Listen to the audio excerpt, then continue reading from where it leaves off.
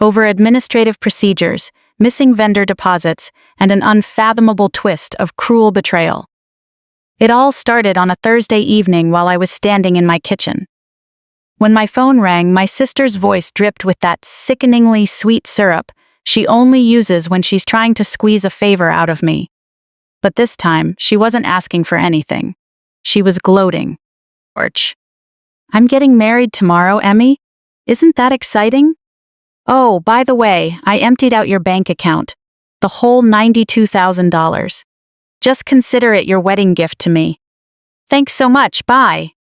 Before I could even process what she said, the line went dead. I stood in my kitchen, with the phone pressed to my ear, listening to nothing but total silence where my sister's voice used to be. Orch. $92,000. 5 years of careful budgeting, every single end-of-year bonus, every tax refund, and every single dollar I refused to spend on vacations, new clothes, or anything remotely unnecessary. Just like that, completely gone. And do you know what I did? I laughed. It wasn't a bitter laugh or a hysterical breakdown. It was a genuine laugh born out of pure shock. Orch. The sound echoed off the kitchen walls, because Linda had just made the biggest mistake of her entire life. She thought she was being clever. She assumed I would fall apart, cry, and maybe get on my knees to beg for my money back. She thought I'd do what I've done for the last 35 years. Swallow the bitter pill, take the hit, and move on. But Linda didn't know one critical detail. Orch. She had no idea that her $45,000 dream wedding, every single vendor, every flower, and every archway, was about to crumble into dust within minutes, and I was the only person on earth who could stop it. My name is Emily Carter, and I'm 35 years old. I used to think I knew my family inside and out. I'm a senior financial analyst at an investment firm in Charlotte, North Carolina. Orch. I'm the kind of woman who audits her bank statements every Sunday morning and uses Excel sheets to rigorously track savings goals. I live alone in a modest uptown apartment, drive a reliable commuter car, and my only somewhat expensive habit is good coffee. Every single penny outside of that was saved. Every cent went toward my dream of buying my very first house. Orch. 6 months ago, a cozy craftsman bungalow in Dilworth caught my eye. 3 bedrooms, a front porch, and a backyard big enough for a small garden. The listing price was $320,000, and I had finally, at long last, saved up a respectable down payment. $92,047. To be exact, that number is burned into my brain. Orch. I stared at my mobile banking app as the numbers on the screen coldly confirmed what Linda had just casually announced. Savings balance $47.23. There were 3 separate withdrawals over the past week: $30,000, $35,000, and $27,000. Every dime had been transferred to an account belonging to Linda M. Carter. Orch. I carefully set my phone down, moving so slowly as if a sudden motion might make it burst into flames. My hands weren't shaking, which genuinely surprised me. I figured they'd be trembling out of control. Instead, a cold, laser-focused clarity settled over me. It was the exact state of mind I enter whenever I analyze complex financial statements. Assess, analyze, act. Orch. That's my professional training, and it's what I do best. As for how she managed to pull it off, the scattered pieces of memory began fitting together in my head. 3 years ago, Linda called me crying hysterically. "Lily's in the hospital. Emmy, she has a skyrocketing fever. They're running tests, and I'm terrified." Orch. My bank account is locked due to some security issue, and I can't pull any money out. Can you add me as an authorized user on your account? Just temporarily, just so I can clear the hospital bill. I didn't hesitate for a single second. Lily is my niece, only 7 years old at the time, and I would walk through fire for that little girl. Orch. That very night, I logged into my online banking and added Linda as an authorized user on my savings account. That emergency access was supposed to be strictly temporary, but that so-called emergency turned out to be nothing more than a minor fever that cleared up with a bit of children's Tylenol. Orch. Lily was discharged that same afternoon, and Linda never once bothered to remove herself from my account privileges. And I never thought to check. I never thought to manually revoke her access because she was my sister. Because family is supposed to trust family. And because, as Linda once texted a friend, I was an easy target. 6 months ago, at Lily's birthday party, I borrowed Linda's phone to take a quick photo of my niece and caught sight of that text message by complete accident. A notification popped up on the screen from someone named Megan. "So, did you get the money from her?" Like an idiot, I scrolled up through the chat. "My sister is such an easy target. She always feels guilty for being more successful than me. She thinks being a good sister means being a doormat everyone can step on."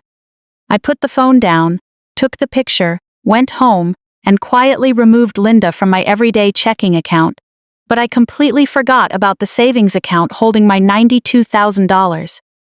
One account, one oversight. That was all it took to tear everything down. My phone buzzed. It was a text from my mom. "Your sister is so excited for the wedding tomorrow, Emily. Don't you dare do anything to ruin her mood. After everything she's been through, she deserves happiness." I stared at the screen. No hello? No, how are you? Not a single shred of acknowledgement that I'm a human being with my own life outside of playing a side character in Linda's story. It was just a command. Stay in your lane, don't cause trouble, be the good little sister, the responsible one, the one who is always reasonable. But Mom didn't know something, and neither did Linda. 6 months ago, when Linda got engaged to Jason Miller, she came to me with a request. She wanted a dream wedding at Magnolia Gardens with high-end catering, a live band, the whole package. Total budget, $45,000. The problem was, Linda didn't have a dime. Her credit cards were maxed out, she had zero savings, and she held a job she quit every 6 months. So she asked if I would act as the financial guarantor for her vendor contracts. "Please, Emmy, I'll pay you back with the cash gifts we get from the wedding. Jason's family has money. I just need someone to sign off on the contracts so the vendors will take my booking. You know how these things work." Against all my better judgment, I agreed. Every single vendor contract. The venue, catering, florist, photographer, DJ. Had my name signed as the guarantor. Every deposit and payment had to route through an account under my control. Linda put my name on every piece of paperwork, telling vendors I was her silent investor, a generous sister trying to make up for years of distant behavior. She built her entire wedding strictly on top of my signature, and now, she had stolen my entire life savings, convinced she had taken everything from me. But in reality, she had handed me the master switch to her own financial undoing. I ran the numbers quickly in my head. $92,000 stolen from me. A $45,000 wedding entirely dependent on my authorization. Without my sign-off, not a single vendor would move an inch. The venue wouldn't open its gates, the caterer wouldn't deliver food, and the florist wouldn't set up a single rose. I picked up my phone, not to call Linda, not to beg, and not to demand answers. I opened my contacts and dialed the fraud department at First National Bank. It was 8:47 p.m. on Thursday. The wedding was scheduled for Saturday at 4 p.m. That meant I had about 40 hours. The automated voice system kept me on hold, transferred me, and put me on hold again. Finally, a real person answered. "First National Bank Fraud Department, how can I help you?" My voice sounded steady, restrained, almost gentle. "I need to report unauthorized transactions on my account, and I need an immediate freeze placed on all associated accounts, every single one." While waiting for the representative to process the request, I looked at a photo sitting on my desk. It was a picture of Linda and me with our arms around each other's shoulders, probably around 8 and 11 years old. Both of us were smiling, completely innocent, believing we'd always be on the same side. I turned the frame face down on the table. "I'm sorry, Linda, but you brought every bit of this on yourself." While waiting for the fraud department to process the request, Soft hold music played through my phone speaker. I sat at the kitchen table with my laptop open, my coffee slowly turning cold beside me. The apartment felt different now, filled with a heavy tension I couldn't quite name. Porch. Outside, the Charlotte skyline glittered against the night sky as ordinary people went about their lives, completely unaware that my world had just spun off its axis.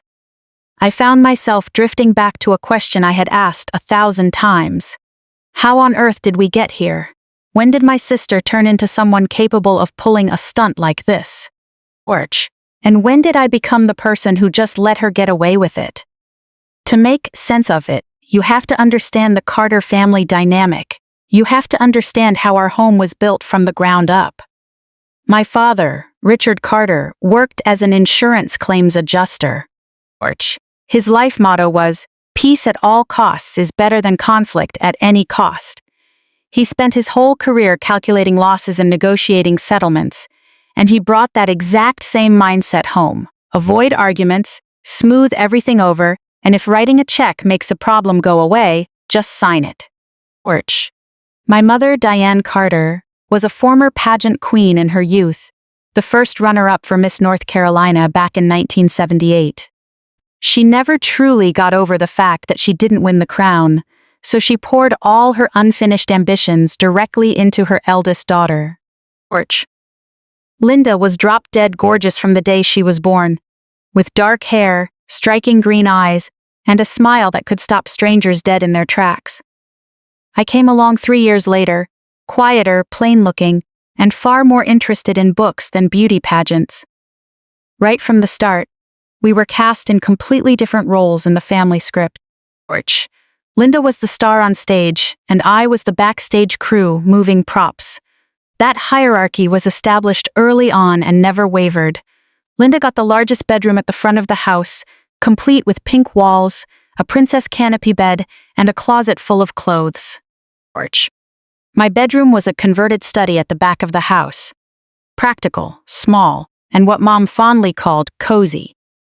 Linda's birthday parties were elaborate productions with themes, catering, and professional photographers. My birthdays were quiet family dinners featuring a cheap cake from the grocery store. Mom would always say, "Just be grateful for what you have." Porch. When I asked about the double standard once, Dad placed a hand on my shoulder and said, "Emily, you're so mature, you understand, right? We have to make choices. Linda needs a little extra support. You've always been the strong one." I learned what being the strong one really meant when I turned 10. Porch. Linda wanted to take expensive, competitive dance lessons that required custom costumes, frequent travel, and private coaching. I wanted piano lessons with Mrs. Patterson down the street for $20 a week. The family budget could only cover one. Dad sat me down, put that same hand on my shoulder, and gave me the same apologetic smile. "Emily, you understand, right?" Porch. "Linda has so much talent. This could be her future. You're so responsible. I know you'll find other ways to express yourself." I nodded. I always nodded. Linda got her dance lessons and I got nothing. I learned a quiet lesson that day. Being the responsible child meant being completely ignored. By the summer I turned 16, a conversation I overheard sealed my place in the family forever. Porch. Mom was on the phone in the kitchen with Aunt Patricia and I froze in the hallway, unable to move. "Emily's fine," Mom said, her tone carrying that familiar dismissal. "She's the strong one. Linda is sensitive. She needs a lot more holding up." Standing in that hallway, I realized for the first time that being strong didn't mean being admired. Porch. It meant she can handle being cast aside. It meant we don't need to worry about her. It meant being completely invisible. Linda's life followed a very predictable pattern. Porch. In high school, she was homecoming queen, dated the star quarterback, and got featured in the local paper for charity work, which really meant spending one afternoon at a soup kitchen, accompanied by a professional photographer. Meanwhile, I was on the honor roll, captain of the debate team, and working part-time at a bookstore to save up for college. Porch.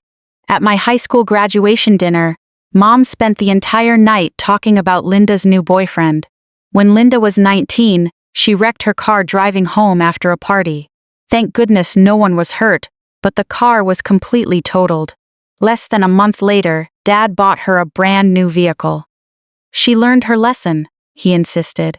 Porch. Meanwhile, 16-year-old me was still taking the bus every day to work at the bookstore. When Linda dropped out of college after 2 semesters because it wasn't for her, my parents nodded with deep sympathy and welcomed her right back home. When I graduated with top honors and a finance degree on a full scholarship from UNC Charlotte, Mom asked if I could help pay off Linda's credit card debt. Porch. Linda got married for the first time when she was 28. His name was Marcus Webb, a genuinely good guy with a stable IT job and a mild-mannered personality. He absolutely doted on her. They met at a party, got engaged 4 months later, and married within 8. I was a bridesmaid. When the wedding budget ran over by $15,000, I covered the difference out of my own pocket. Porch. It's for family, I told myself. That's what family does. That marriage lasted 3 short years. By the end, Marcus looked like a man who had been completely drained from the inside out. Porch. 6 months after the wedding, Linda quit her job to become a full-time homemaker, which, in her book, meant endless shopping sprees, spa days, and what she called retail therapy. Marcus's credit cards were maxed out one after another. When their daughter Lily was born, I hoped motherhood would ground my sister. Instead, Linda hired a nanny and kept right on spending. Porch. After discovering Linda had hidden $40,000 in credit card debt from him, Marcus filed for divorce. But Linda moved faster. She fabricated a story about financial abuse, painting Marcus as a controlling husband who hid assets and monitored her every move. The family believed her. They always believed her. I paid for Linda's divorce lawyer. Porch. When she moved out, I paid the security deposit on her new apartment. When Linda claimed money was tight, I bought Lily's clothes and school supplies. Over 2 years, it added up to around $25,000. She's my sister, I kept telling myself. She's Lily's mother. What choice do I have? Porch. Then came that fake emergency 3 years ago, when Linda called crying about Lily's fever and tricked me into granting her access to my savings account. I trusted her because she was my sister. Porch. I only found out later that she had been making small, routine withdrawals from that account. Amounts small enough to fly under my radar. $200 here, $400 there, always just below the threshold that triggers a bank alert. Over 3 years, it's totaled nearly $3,500. I noticed it, but I said nothing. Exposing a family member's lies felt far more painful than losing the money. Porch. I didn't want to seem petty, because despite everything, I was still the strong one. Until 6 months ago when I saw that text message on her phone. Easy target. Doormat. Easy to take advantage of. That night, I removed her from my checking account. But that savings account holding $92,000? I forgot. One oversight, one unfinished task. Porch. That was all my sister needed to steal my entire future. The hold music suddenly stopped. Miss Carter, thank you for your patience. I sat up straight in my chair. Yes, I'm here. As requested, the savings account has been frozen. The associated vendor payment account is also locked pending a formal investigation. Porch. I expected to feel a wave of relief, but all I felt was a cold, sharp readiness for war. All automated payments scheduled over the next 72 hours have been suspended. The bank representative then added a detail that made my blood run cold. Miss Carter, there's one more thing you should know.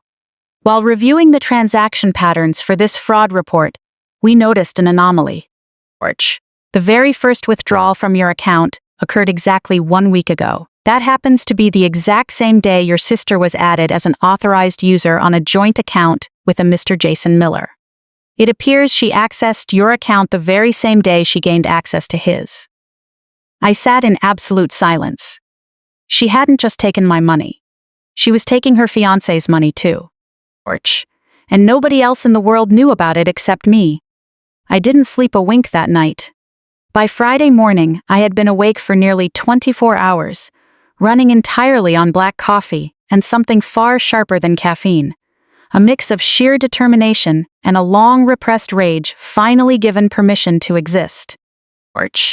I sat at the kitchen table with my laptop open, notes scattered across every available surface, and the screen glowing with fraud confirmation emails from the bank. Outside, Charlotte was waking up like any normal Friday morning. People were commuting, grabbing coffee, and going about their routines. To them, nothing had changed. To me, everything was different. The clock on my laptop read 6 a.m. The wedding was scheduled for 4 p.m. tomorrow. That meant I had roughly 32 hours to decide who I was going to be. Was I going to be the forgiving sister who quietly took the blow, took the loss, and kept the peace at all costs? Or was I going to be the woman who, after 35 years of being pushed around, finally decided to push back? I picked up my phone and dialed Rachel Chen. Rachel and I had been best friends since our freshman year of college when we were roommates. She's now a senior corporate attorney at a top firm in Charlotte. The kind of woman who wears suit jackets like armor and can dismantle an argument with surgical precision. She was also the only person in my life who had never liked Linda. She's a leech, Rachel told me years ago. I don't know why you refused to see it. Back then, I didn't want to see it. Now, I saw it crystal clear. The phone rang twice before a sleepy voice answered. Emmy, it's 7 a.m. on my day off. Someone better be dead. I almost laughed. Nobody's dead, but if you don't help me, I might end up committing a crime. There was a brief pause, and then Rachel's voice snapped awake, sharp as a tack. Talk to me. I'm listening. I laid out the entire story.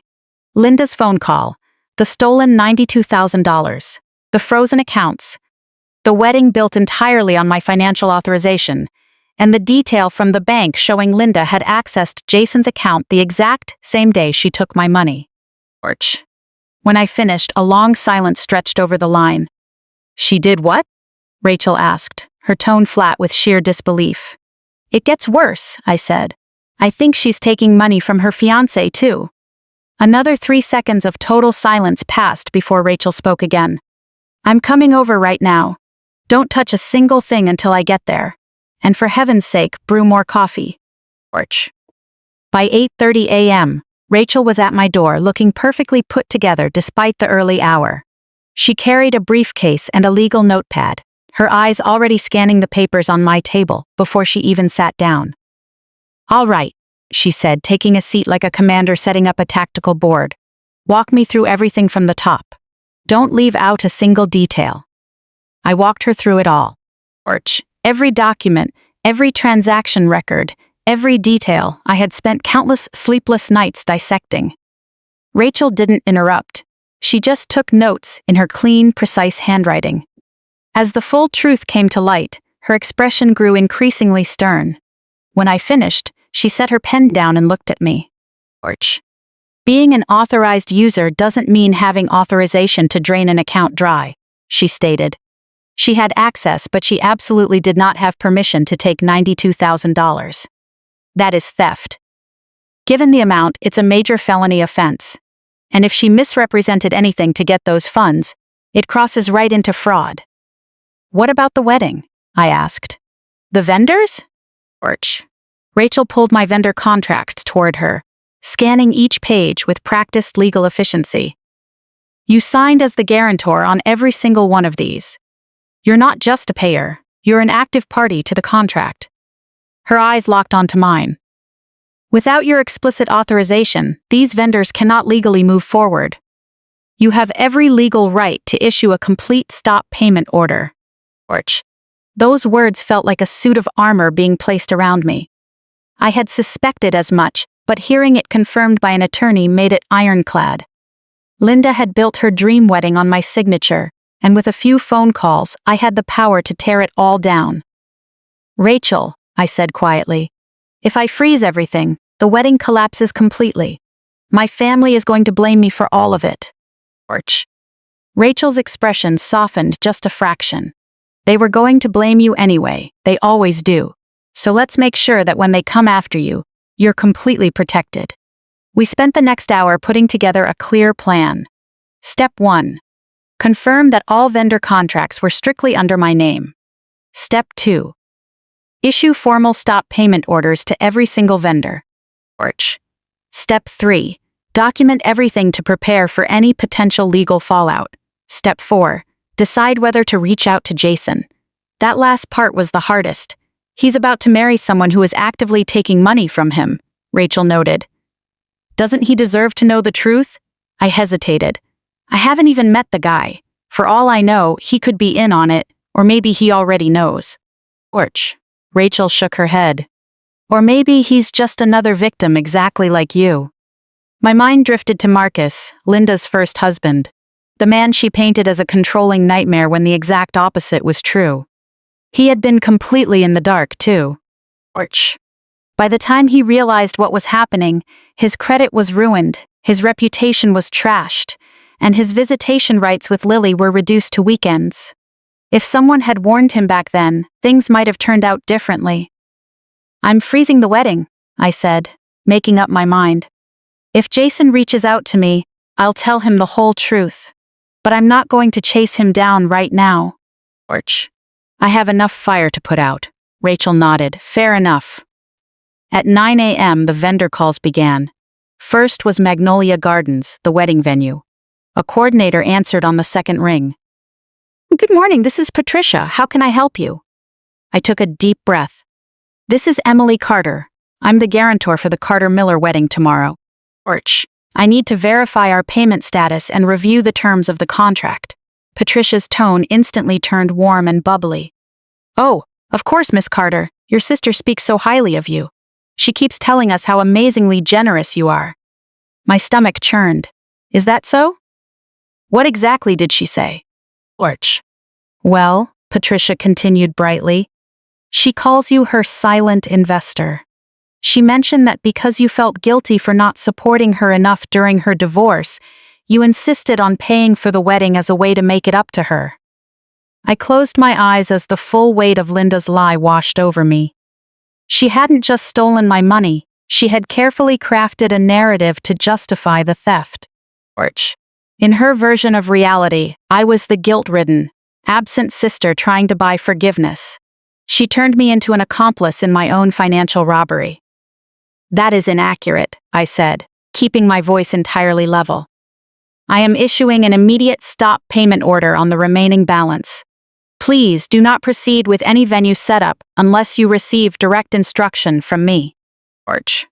A long pause followed on the line.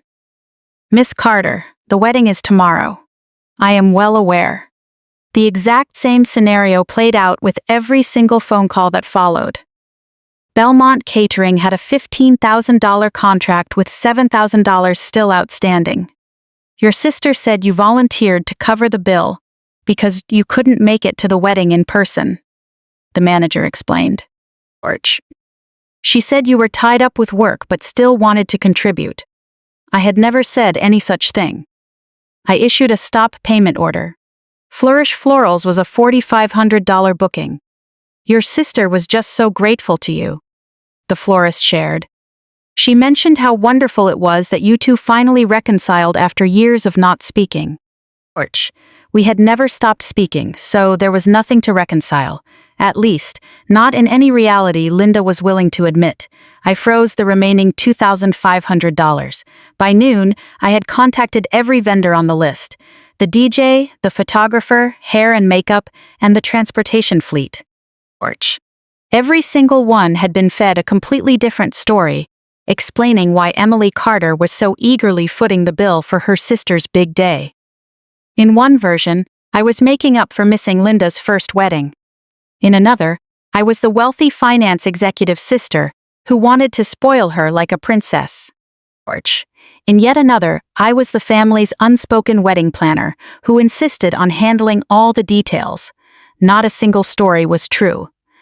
But together, they painted a crystal clear picture. Linda had constructed a total fantasy world where she was the beloved bride and I was the eager sidekick desperate for her approval. She took my reputation for being responsible and turned it into a weapon against me. Rachel consolidated the notes from every single call. She didn't just take your funds, Rachel said quietly. She targeted your character. She set it up so you'd look like the bad guy in this story, when in reality you're the sole victim. Porch. I stared at the long list of vendors, the staggering dollar amounts, and the intricate web of lies my sister had spun. This is how she's operated her entire life, I said, making herself the main character in every single narrative. Rachel set her jaw. Well, as of right now, the show is over. By 4 p.m., formal written notices were delivered to all vendors. Porch. Magnolia Gardens would keep its gates locked. Belmont Catering would deliver 0 food. Flourish Florals wouldn't set up a single stem. The DJ wouldn't play a single song, and the photographer wouldn't take a single photo. Tomorrow, 150 guests were going to show up dressed in their finest attire, only to find a completely empty venue. Porch. Linda's $45,000 dream wedding was now entirely frozen in ice, and she didn't have the slightest clue. Rachel ordered takeout and practically forced me to eat something. You did the right thing, she assured me. I chewed quietly, tasting nothing. Then why do I feel like I just set off an explosive? Because you did, Rachel replied. But she's the one who built the device. Porch. You just pulled the pin. My phone remained completely silent all day long. No calls from Linda, no texts from my parents. Linda likely assumed I was hiding in a corner somewhere crying my eyes out, completely crushed by her betrayal and too weak to fight back. She was about to find out just how wrong she was. At 8:47 p.m., my phone finally lit up. The screen flashed with Linda. Porch. Rachel and I stared at the display together. She knows, Rachel said. I picked up the call but didn't say a word. I just waited. A second later, my sister's voice came through the speaker. It was no longer sweet or gloating. It was a trembling, sharp, total panic. What did you do? I stayed completely silent. Her voice escalated into a full-blown scream. What on earth did you do? Porch. The venue called. The caterer called. Everyone is calling. They're saying the payments are frozen. They said you froze them. I let the silence linger for another long second before I finally spoke. My tone was calm, controlled, almost gentle. You took $92,000 from me, Linda. Did you honestly think there wouldn't be any consequences? The line went completely dead quiet. Porch. When Linda spoke again, her tone had shifted entirely. The panic was gone, replaced by a cold, dangerous venom. You have no idea what kind of trouble you just started. Saturday morning sun streamed right through my apartment windows. For a brief, disorienting moment upon waking, I forgot what day it was. Then reality came rushing back like a tidal wave, and I remembered everything. Porch. Today was my sister's wedding day. A wedding that no longer existed. Rachel was asleep in the armchair across from me, her laptop still balanced precariously on her knees. We had both passed out sometime past midnight, entirely too exhausted to even walk over to the bed. I reached for my phone on the coffee table, a knot tightening in my stomach. Porch. 14 missed calls from Linda, 6 missed calls from Mom, and 3 from unknown numbers. Messages were pouring in like a waterfall, each one more frantic than the last. Linda at 2 a.m. Call me back right now. Linda at 3 a.m. I swear to God, Emily, if you don't fix this immediately. Linda at 5:02 a.m. You are making the absolute biggest mistake of your life. Mom at 6 a.m. What did you do? Porch. Call me this instant. I swiped through all of them, letting the read receipts land, but sent 0 replies. Then I put the phone down and walked into the kitchen to start a pot of coffee. It was a gorgeous morning out. Absolute picture-perfect wedding weather, clear blue skies, a mild October breeze, the kind of day photographers pray for. Porch. On the other side of town, 150 people were probably getting dressed in their finest clothes, checking their hair in the mirror, and looking forward to champagne and cake. They had no idea they were about to walk straight into a complete disaster. I pictured the scene over at Magnolia Gardens. Porch.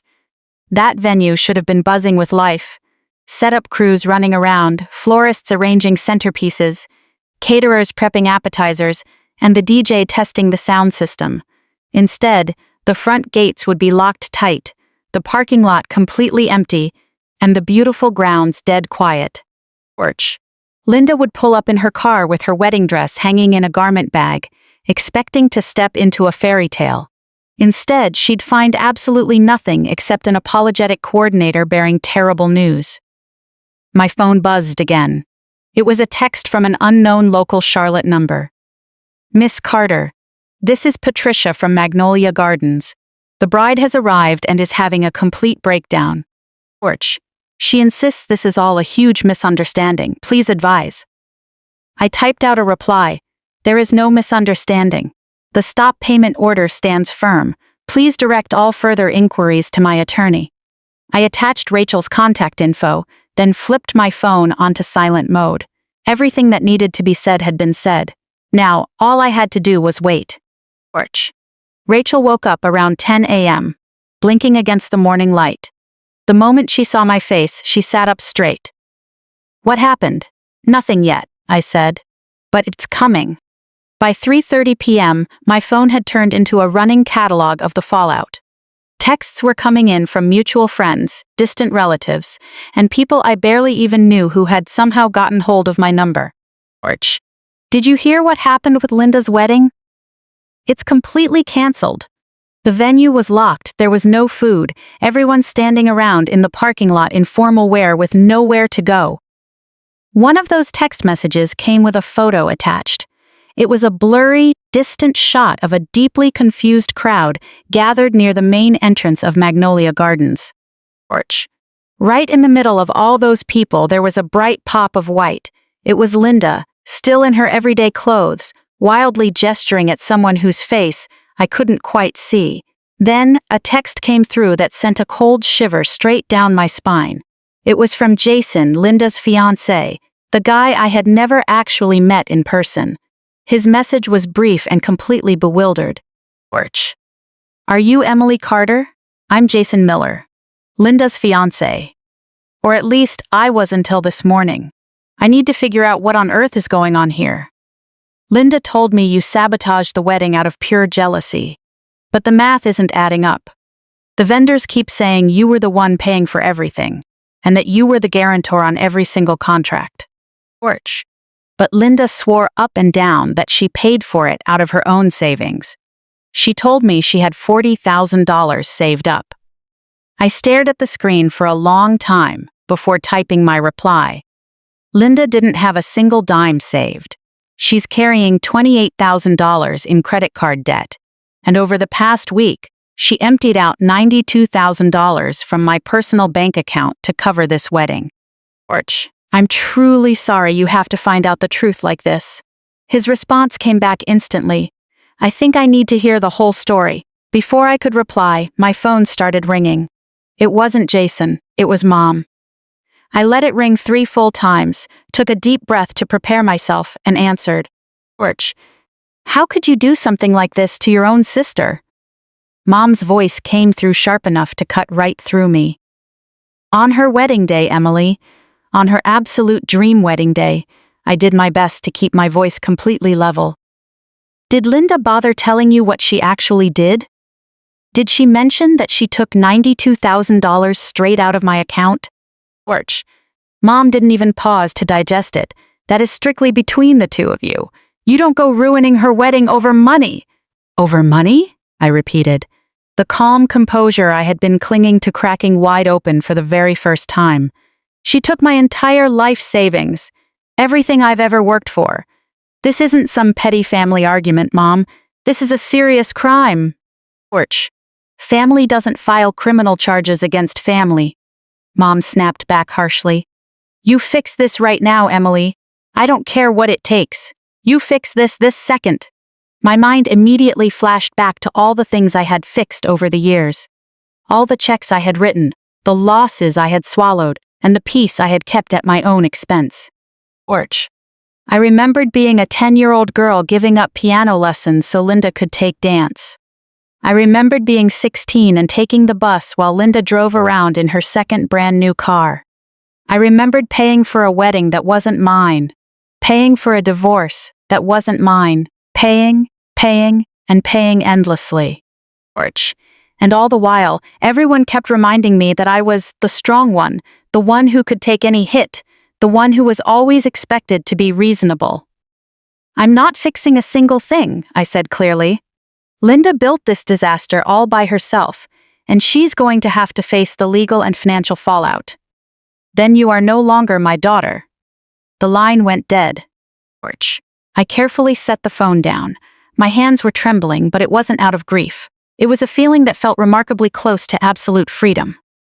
Across the room, Rachel was watching me closely. Your mom? I nodded slowly. I think I just became an orphan. My phone buzzed again, a strange area code, a number I didn't recognize. Is this Emily, Linda's sister? This is Marcus, her ex-husband. Orch. I heard about what happened today. News travels fast in these circles. I wanted to say thank you, but I also wanted to offer you a fair warning.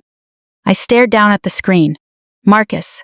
The man Linda had completely dismantled with fabrications and false claims. Orch. The man who had lost his reputation, his credit score, and half his custody rights to his daughter simply because he dared to ask where their money was going.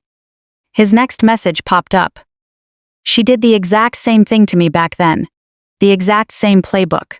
Drained our accounts, blamed me for everything, and painted me as the bad guy. Orch. I lost my standing, my credit, and my daily relationship with my daughter. Nobody believed a word I said, and her family certainly didn't. Then another message. She's going to come at you with everything she's got now. Tears, threats, relentless family pressure. She'll try to make you feel like you're the monster in all of this. Do not fall for it. You're not the monster here. She is. Orch. I was still processing Marcus's text when a loud banging rattled my door. It wasn't a casual knock, it was a violent assault on the front door, hitting with enough force to shake the frame. Rachel practically leaped out of her seat. Don't open that! But I was already walking toward the peephole. A part of me deep down already knew exactly who I was going to see. There she was. Linda. Orch. She was still wearing that wedding dress, though by now it was heavily wrinkled and coated in parking lot dust. Her mascara was completely ruined, washed down her face by tears, and her hair was half unraveled, clinging messily to her cheeks. Her eyes held something beyond simple anger. It was a totally unhinged, out-of-control panic. I opened the door. Orch. For a long, heavy moment, we just stood there staring at each other. Two sisters separated by 35 years of a twisted family dynamic. Standing on opposite sides of a doorway neither of us truly wanted to cross. Then, Linda's voice came out, raspy, harsh, and barely sounding human. You completely destroyed my life. The words echoed down the hallway of the apartment building. Orch. I could see my neighbor's doors crack open, curious eyes peeking out to catch a glimpse of the scene. My sister in her ruined gown, screaming at me as if I were the one who had committed a betrayal. I stood my ground, completely still, looking at this stranger in a white dress. A woman who shared my blood, but had never once shared a single value with me. Orch. I spoke, my voice low, steady, and carrying a quiet, firm resolve I didn't even know I possessed. No, Linda. You destroyed your own life. I just stopped paying for your choices. Her face twisted in sheer rage as she took an aggressive step forward. And for the very first time in my 35 years on this earth, I didn't take a step back. Orch. Linda stood in my doorway, her gown covered in dirt and deep creases, her makeup streaking dark tracks straight down her face. Behind me, I could hear Rachel moving around, a sharp attorney already holding up her phone, recording every second of this. We were almost certainly going to need proof of whatever was about to happen next. Orch. Do you have any idea what you just did? Linda's voice broke violently between a scream and a sob. 150 guests. They all saw it. They all know. Jason's family flew all the way in from Seattle, and his grandmother is 83 years old. Every single person was looking at me like I was some kind of criminal. I stood firm, completely blocking her entry into my apartment. You need to lower your voice. Orch. You're disturbing the entire building. My calm composure only seemed to drive her into a deeper rage. her hands clenched into tight fists at her sides, her breathing coming in sharp, heavy gasps. For a split second, I genuinely thought she might try to swing at me. Then, the expression on her face shifted dramatically. Torch. I watched the change happen in real time. The blind anger flickered out as her mind quickly recalculated. She was used to throwing tantrums to get her way, but when that failed, she had an entire toolkit of other tactics ready to go. Her shoulders visibly slumped, her furious glare melting into utter heartbreak. Torch. The tears that had been born of pure rage suddenly morphed into a dramatic, deeply aggrieved sob. How could you do this to me, Emmy? She used the childhood nickname she hadn't uttered in years, her tone dropping into something soft, fragile, and desperate. I'm your sister, your only sister. I know I'm not perfect, and I know I've made mistakes. But I was finally about to be happy. Torch. I was finally building a real family, and you took it all away right at the altar. She reached out to grab my hand, but I took a smooth step backward. Don't you remember how close we used to be? Sharing a room when we were kids, keeping all each other's secrets? What on earth happened to us? I almost burst out laughing right then and there. What happened to us? Torch. 35 years of a one-way street where she took and I sacrificed. But I kept my mouth shut, watching her performance play out and recognizing every single beat of the script she'd been running since childhood. The tears, the nostalgic throwbacks, the emotional guilt-tripping, using family ties. Torch. She had pulled these exact same moves on our parents, on Marcus, and on every single person who had ever tried to hold her accountable. And up until today, it had worked every single time. When she realized I still wasn't budging, the act switched gears again. Linda drew herself up to her full height, wiping her tears away with an overly dramatic gesture, and tried a brand new angle. Torch. After everything I've done for you, she spat out, her voice suddenly laced with self-righteous anger. When Mom and Dad favored you in every single thing, who was the one standing right by your side? When the kids at school picked on you for being boring, who was there to protect you? Who brought you into my social circles when you didn't have a single friend? I made you who you are today, Emily. Torch. And this is how you repay me?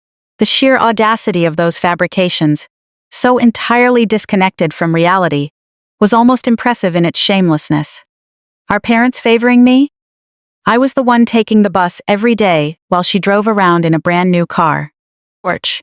I was the one sleeping in a tiny converted study, eating cheap grocery store cake, and grinding for scholarships because there wasn't a dime left for my college tuition after they funded her lifestyle. But in Linda's version of history, she was the perpetual victim, the one who had made all the sacrifices. Torch. It's not like you were using that money anytime soon anyway. The words tumbled straight out of her mouth before she even had time to catch them. I froze in place. What did you just say? Torch. Linda's eyes darted nervously, realizing she had slipped up, but she immediately leaned right into it. I'm just saying, you don't have a wedding to pay for. You're not buying a house, and you don't have a family of your own. That money was just sitting there doing nothing, and I needed it. I needed it far more than you do. Torch. Rachel's cold, precise voice cut through from behind me. Did you catch all of that? She held up her phone, the screen clearly recording. Linda's face drained of color in an instant. Just then, the elevator down the hall chimed, followed by the heavy sound of approaching footsteps. Footsteps I recognized all too well. My stomach sank into a cold pit before I even saw them. Torch. Mom and Dad came marching down the hallway like a rescue squad, storming a battlefield. They must have driven over the second they got Linda's frantic call. Dad looked completely exhausted and deeply uncomfortable, his default state, while Mom looked like a general ready for combat. Haven't you caused enough damage? Mom's voice echoed down the corridor. Torch. She rushed straight to Linda's side, wrapping a protective arm around her while casting a furious glare in my direction. Look at her. Just look at what you've reduced her to. I stepped back to let them inside the apartment, not because they were welcome, but because my neighbors were still watching the spectacle through their cracked doorways. Whatever was about to happen didn't need an audience. Porch. They filed into my living room, establishing what felt like a courtroom trial. Linda collapsed dramatically onto my sofa. Mom sat right beside her, stroking her hair like she was a traumatized toddler. Dad paced anxiously near the window, refusing to make eye contact with anyone. Porch. Rachel stood near the entrance, phone still recording, taking everything in with the sharp, calculating eye of an attorney, building a case. "I didn't raise you to turn out like this, Emily," Mom said, her voice dropping into a deep freeze. "Family is everything, everything. No matter what Linda did, you resolve it behind closed doors. You do not publicly humiliate her like this." Porch. "Do you have any idea what people out there are saying about us? About our family?" I looked at my mother, a woman who had spent 40 years using me as a buffer to absorb her eldest daughter's mess. I felt something inside me lock into place permanently. "Linda stole $92,000 straight out of my account. This isn't a family miscommunication, Mom. It's grand theft." Porch. Dad let out a strange noise, half cough, half whimper. Everyone looked over at him. He stood by the window, his shoulders slumped, looking smaller than I had ever seen him in my life. "Just drop it, Emily," he muttered quietly. "I'll find a way to pay you back." Mom's head snapped toward him. "Richard?" But Dad kept talking, his voice barely above a whisper. "She's right, Diane." Porch. Linda took the money. I saw the bank alerts on Emily's account. I helped Emily set up those account alerts years ago, and a copy of them always got routed to my email address too.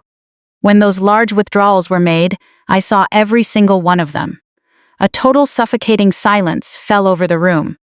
"You knew all along?" Mom's voice shifted, her rage turning instantly toward her husband. "Porch. You knew about this and didn't tell me?" Dad shrank even further under her glare. "She begged me not to say anything. She promised she'd put the money back right after the wedding. She said everything would be fine." I stared at my father, the realization hitting me like a physical blow. His lifelong silence wasn't just weakness. It was active compliance. Porch. He had watched Linda steal my life savings and hadn't said a single word. He had received those fraud alerts, watched my hard-earned money vanish, and chose to shield his golden child instead of protecting his innocent daughter. Exactly like he had done my entire life. Mom turned back to look at me, but the expression on her face had subtly shifted. Porch. She was still furious, but now there was something else mixed in, disbelief, maybe even confusion. It was the very first crack in the iron fortress she had built around Linda's worst behavior. Right then, Linda's phone rang, breaking the heavy tension in the room. She answered it and deliberately hit the speakerphone button. A tiny, terrified, confused little voice echoed into the living room. Porch. "Mommy, when are you coming home? Why did the party stop? Did I do something wrong?" Lily. Hearing her voice made my heart wrench tightly. Linda's eyes locked onto mine, and even through her fake tears, I could see the cold calculation in her eyes. "No, sweetie," Linda coaxed in a soothing voice. "Mommy's just talking to Auntie Emmy. She made a little mistake, but Mommy's going to fix it." Porch. Then, with cruel deliberation, Linda spoke into the phone. "Tell Auntie Emmy you love her, sweetie." Lily's innocent voice filled the room. "I love you, Auntie Emmy. Please don't be mad at Mommy." Linda hung up the call, keeping her eyes glued to mine. "She adores you. Her birthday is next month and she keeps asking if you'll be there." Porch. "Are you really going to ruin her mother's life over some money? What kind of an aunt does that make you?" Rachel stepped forward, her voice icy cold. "That is enough. Using your own child as an emotional weapon against your sister is a disgusting new low, even for you." Linda whirled around to glare at her. "Get the hell out of here. This is a private family matter." Porch. Rachel didn't back down an inch. "I am Emily's family, the kind that doesn't steal her life savings." I walked over to the front door and threw it wide open. "All of you, get out." Mom started to protest. "Now wait just a minute." I cut her off, turning straight to Linda. "You have 72 hours. Porch. Put every single cent back into my account. the full $92,000, and sign a formal legal statement admitting to what you did. You do that, and we keep this private. No police, no courtrooms. If you refuse, I file formal criminal charges against you first thing Monday morning." Mom's voice trembled into a whisper. "You would actually send your own sister to prison?" "Orch." I looked directly at Linda. "She's the one who put herself in this position. I'm just the one taking legal action." They slowly filed out of the apartment. Mom supported Linda as if she were a wounded soldier while Dad shuffled behind them, completely unable to look me in the eye. At the threshold, Linda stopped. She turned back, and the look on her face changed yet again. Orch. The tears were completely gone, replaced by something far colder and far more sinister. She leaned in close, her voice dropping to a harsh whisper meant only for me. "You think you've won? You think freezing my wedding is where this ends?" She let out a cruel chuckle. "I know things about you, Emily. Things that could dismantle your entire career. 72 hours? Fine. Orch. Use that time to think very carefully about who you're crossing." She turned and walked away, dragging her filthy wedding dress along the concrete hallway. I shut the door and leaned heavily against it, suddenly feeling entirely drained. Rachel eyed me carefully. "What did she just say to you?" I closed my eyes. "She threatened to go after my career." Rachel frowned. "With what?" "Orch. You haven't done anything wrong." My stomach churned nervously. There was one thing. 3 years ago at my firm, a minor calculation error nearly cost us a major client. The Morrison account. I caught it early, fixed it completely, and made a full disclosure to my supervisor. No harm was done, and it was treated as a closed chapter. Orch. But Linda was the only person I had ever confided in about that stressful moment. And now she was planning to weaponize my vulnerability against me. Every secret, every moment of weakness, every honest confession I had ever shared with my sister was now being loaded into her gun. Sunday morning arrived under gray, overcast skies that threatened rain. Orch. I sat at my kitchen table with my laptop open, my coffee completely untouched, staring at the clock as Linda's deadline ticked away hour by hour. 64 hours remained on her 72-hour window. In 64 hours, I would either get my money back or press formal criminal charges against my own sister. Deep down, I already knew which outcome was more likely. Orch. Linda's parting threat kept echoing in my mind. Things that could dismantle your entire career. The Morrison account issue had happened 3 years ago, a simple oversight in a client forecasting report. I had caught the discrepancy before it caused any actual loss, and immediately brought it to my manager's attention. He actually commended my honesty and professional ethics. Orch. It wasn't a scandal by any stretch of the imagination, but Linda had a terrifying talent for twisting completely innocent situations into career-ending allegations. If I was going into battle, I needed to know exactly what kind of opponent I was dealing with. What else had Linda done? Who else had she stepped on? How deep did this pattern really go? At 9:15 a.m., my phone rang. Orch. The screen displayed an unfamiliar local Charlotte number. I answered cautiously. "Emily, it's Marcus, Linda's ex-husband." His voice came through clearly. "We texted yesterday, but I feel like I need to tell you the rest. You deserve to know the whole picture." I set my coffee cup down. "I'm listening." His tone was steady, but weighed down by years of accumulated pain. Orch. I met Linda at a friend's party when she was 28. She was charming, beautiful, and made me feel like I was the center of the universe. We were engaged within 4 months and married within 8. I genuinely thought I had found my soulmate. He paused for a moment. The very first red flag was a small withdrawal from our joint account that I never authorized. $2,000 just gone. When I brought it up, she burst into tears, claiming her car needed urgent repairs, and she was too embarrassed to ask me for money. I believed her because I loved her. Then came another withdrawal, and another. Marcus continued. Over 2 years, nearly $40,000 vanished into thin air. Every time he questioned an expense, Linda had a ready-made excuse. An emergency for Lily, unexpected medical bills, or helping out a friend in need. Every single time, she cried, apologized, and swore it would never happen again, until the next time it happened. When I finally put my foot down and insisted we see a financial counselor, her entire demeanor flipped, Marcus said. Suddenly, I wasn't a concerned husband asking about our finances. I was a controlling, financially abusive monster. She started telling friends I monitored her every move, gave her an allowance like a child, and that she was terrified of my temper. I closed my eyes, recognizing the exact same playbook she was trying to use on me. By the time I discovered she had hidden $40,000 in credit card debt and filed for divorce, she was 10 steps ahead of me, Marcus explained.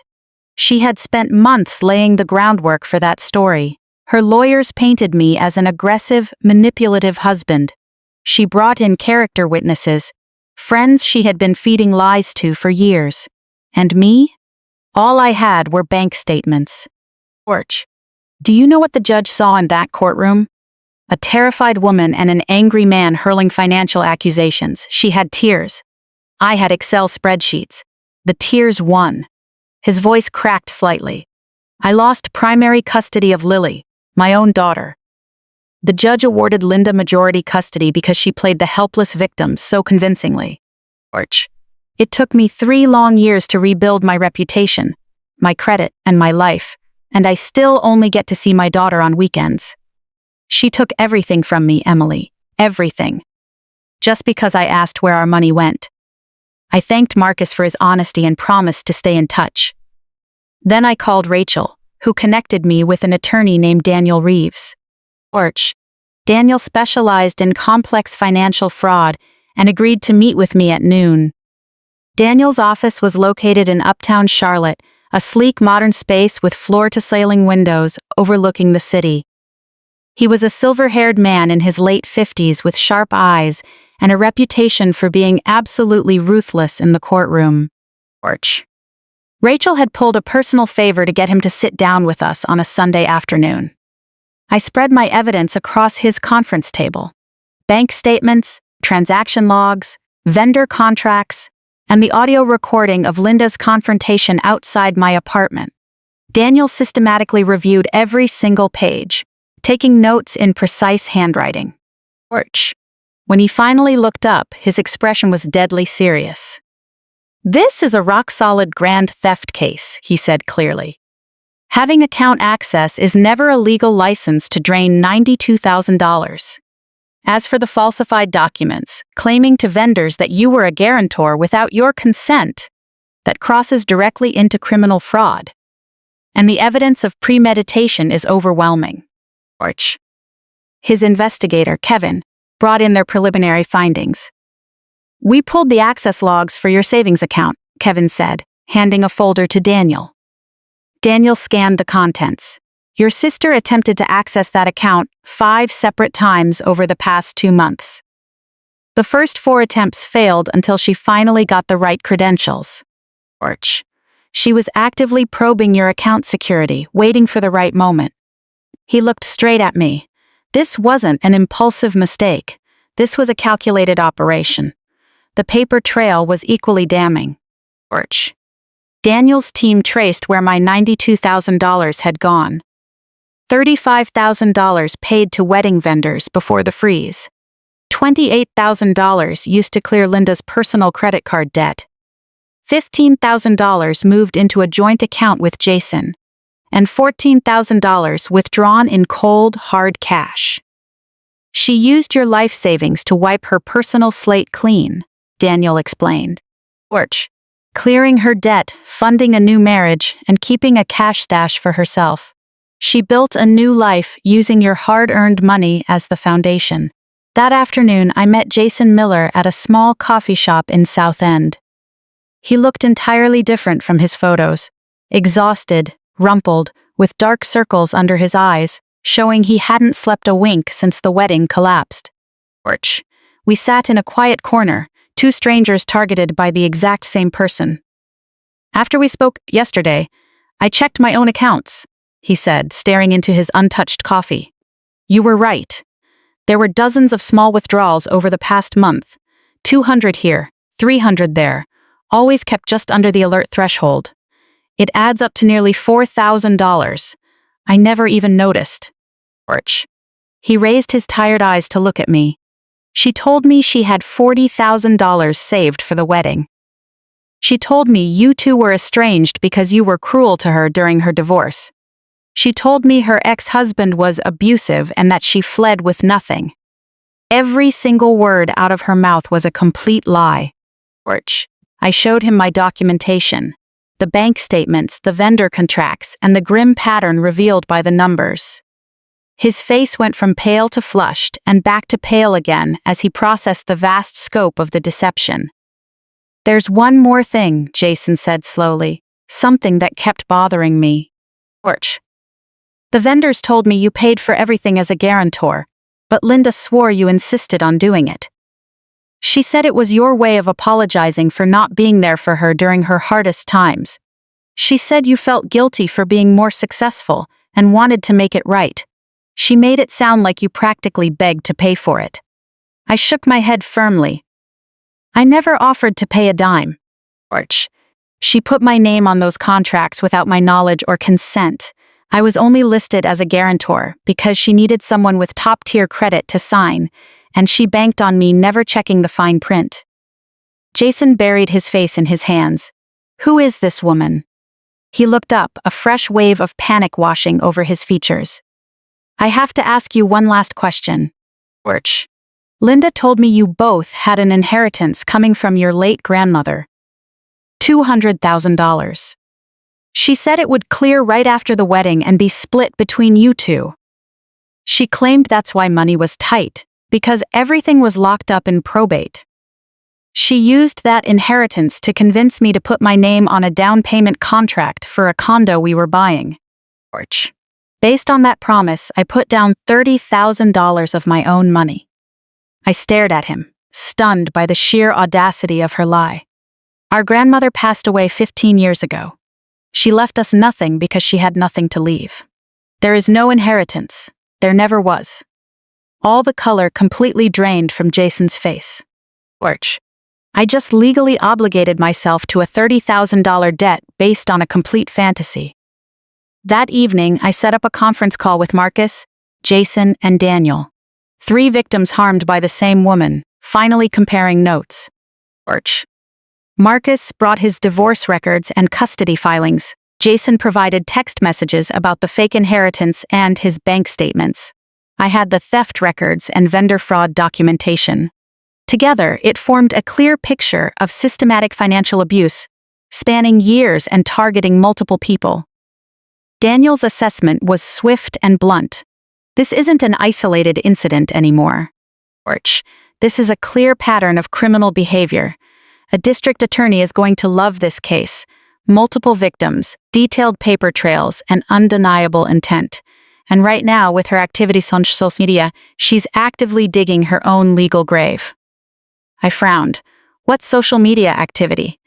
Daniel passed his phone across the table. Orch.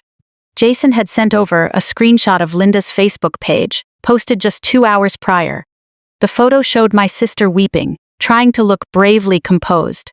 The caption made my blood run cold. Some people will go to any length to destroy your happiness. My own sister ruined my wedding day, turned my fiancé against me, and destroyed my future out of pure malice. But I will not be broken. Orch. The truth will come out. Family betrayal, sister from hell, justice for Linda. The comment section was blowing up with hundreds of strangers offering support. Stay strong, Queen. Blood doesn't make people family. Your sister sounds like an absolute monster. Linda hadn't waited for my deadline to expire. Orch. She had launched a preemptive strike, painting herself as the victim before anyone else could speak the truth. The war was now completely public, and I had been firmly cast as the villain. Tuesday morning arrived with a heavy, irreversible weight. The 72-hour deadline I gave Linda had officially passed without a single dollar returned, without a phone call, and without a shred of remorse. Orch. Instead, her social media smear campaign had gathered massive steam overnight.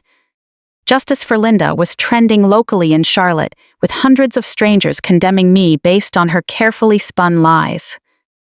At 8 a.m., I sat in Daniel Reeves's office, putting my signature on formal legal filings. Porch. Criminal complaints for grand theft, fraud, and unauthorized account access. A civil lawsuit demanding full restitution plus punitive damages. The paperwork felt unnaturally heavy in my hands, far heavier than paper had any right to be. I was officially initiating legal proceedings that could send my own sister to prison. She's not going to pay it back, Daniel noted calmly as I signed. Porch. She's betting on you backing down. This social media campaign proves she thinks this is a court of public opinion, not an actual court of law. He took the signed documents and passed them to his paralegal. She made a massive miscalculation. By 10:30 a.m., the filings were officially registered at the Mecklenburg County Courthouse. Porch. The criminal complaint was submitted, and the civil suit was underway. Linda would be formally served within 24 hours. This private family matter was now an official public record. Standing outside the courthouse, I felt the tremendous weight of the decision I had just made. Rachel stood beside me, a steady, reassuring presence. "You did the right thing?" she insisted softly. Porch. I watched people walking past, ordinary citizens going about their ordinary days, completely unaware that I had just crossed a line from which there was no turning back. Then why do I feel like I just cut off my own arm? Because you did, Rachel replied gently. But that arm was completely toxic, and it was going to destroy the rest of you. Porch. Daniel had advised me to stay away from my parents' house and let the legal system handle things. But I had other plans. If my family was going to take sides, I wanted them to see the entire truth first. They deserved to know exactly who they were protecting. Just past 4 p.m., I pulled up to my parents' home in Matthews. Porch. The traditional single-story house with its manicured lawn and American flag on the porch looked identical to my memories, but everything felt utterly transformed. There were 3 cars in the driveway, Mom's SUV, Dad's truck, and Linda's sedan. Plus a BMW I recognized from photos, Jason's car. Everyone was gathered there, perhaps waiting for news, or perhaps waiting for me. Porch.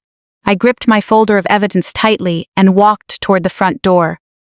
Rachel had offered to come inside with me, but I asked her to wait in the car. This was family business, the ugly kind that had to be confronted behind closed doors. I didn't bother knock. Technically, this was still my childhood home. I turned the knob and stepped straight inside. Porch. The living room looked like a war room in full session. Mom sat on the sofa with her arms crossed, her face tight with suppressed fury. Dad occupied his usual recliner, looking like he wanted to sink into the cushions and vanish. Porch. Linda sat in an armchair like a tragic queen receiving condolences, while Jason stood near the window, keeping a clear distance from everyone with an unreadable look on his face. Over in the corner, Lily was quietly coloring, blissfully unaware of the intense tension thick in the air. The room fell dead silent the moment I walked in. Every single eye turned toward me. Porch. Mom was the first to speak, her voice dripping with venom. "I certainly hope you came here to apologize." I slammed the folder onto the coffee table so hard the wood rattled. "I'm here to lay out the hard truth for you. What you choose to do with it is entirely up to you." Before anyone could interrupt, I opened the folder and spread the contents across the table. Porch. Bank statements, transaction logs, vendor contracts. I walked them through every single piece of evidence in a calm, matter-of-fact tone. Linda took $92,000 from my savings account. She pulled it out in 3 separate chunks over a single week, executing it with cold calculation. I pointed directly at the vendor contracts. Porch. She told every single wedding vendor that I was willingly footing the bill, calling me her secret investor. She lied to them, claiming I was making it up to her because I hadn't supported her through her divorce. She even forged my signature on the guarantee forms, writing my name on the dotted line without my consent. Linda shot out of her chair like she'd been launched from a spring. Porch. You never loved me." Her voice cracked with sudden explosive rage. "You've always been jealous of me. Always. Mom and Dad handed you everything on a silver platter. Your college tuition, your car, your apartment deposit." I let out a short, bitter laugh. "They sent me to a public state school. You went to a private university. You took expensive dance classes. Orch, you got grand birthday parties I never even dreamed of having. And guess what, Linda? Every single cent they spent on me I paid back. Can you say the same?" A deafening silence slammed into the room. Linda's mouth worked, but no sound came out. Mom looked at Dad, while Dad kept his eyes locked firmly on the floor. I pulled out Marcus's file. This isn't even the first time she's done this. Orch. I laid out the old divorce filings, the custody battle records, and a clear, undeniable pattern of financial abuse. She did the exact same thing to her first husband, $40,000. When he confronted her about it, she accused him of financial abuse. He lost his reputation. He lost custody of Lily. He lost everything just for asking where their money went. Orch. Dad suddenly stood up, his face flushed deep red. "Stop talking! Just stop talking!" Everyone froze. My father hadn't raised his voice once in 40 years. I had never heard him yell, but right now he was shouting, "Linda, I'm done. I am not covering for you anymore." All the color drained right out of Linda's face. "Dad!" "What are you talking about?" Orch. 3 years ago, Dad's voice trembled.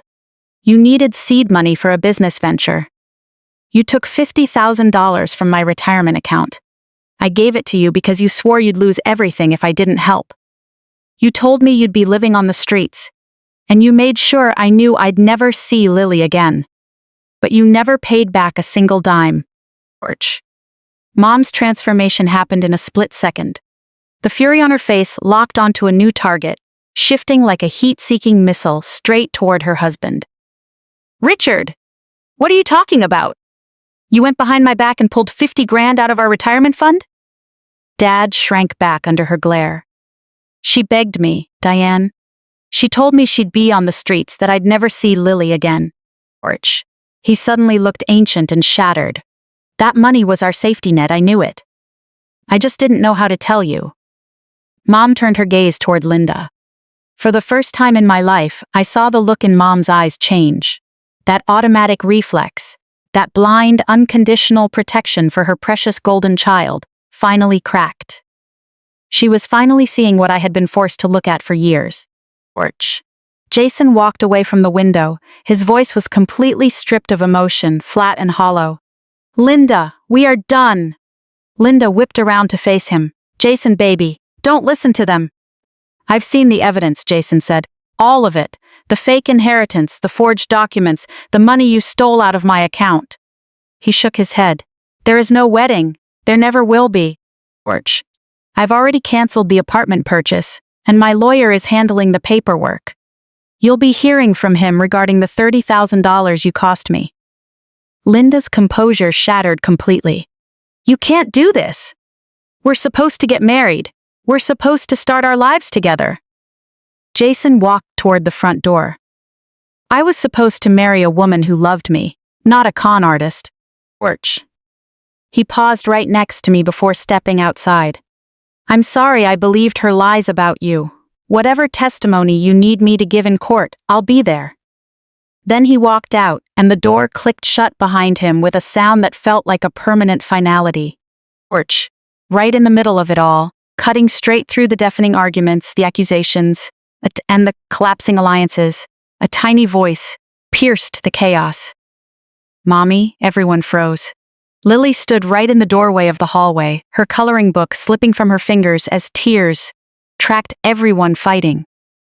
"Mommy, did I do something wrong? Is it because of the wedding?" Orch. "I'm sorry the wedding got ruined. Please stop fighting."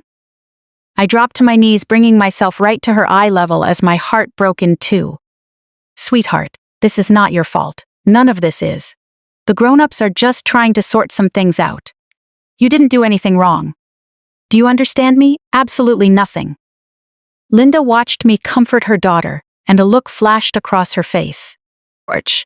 Maybe it was shame, or maybe it was the sudden realization of what she had become.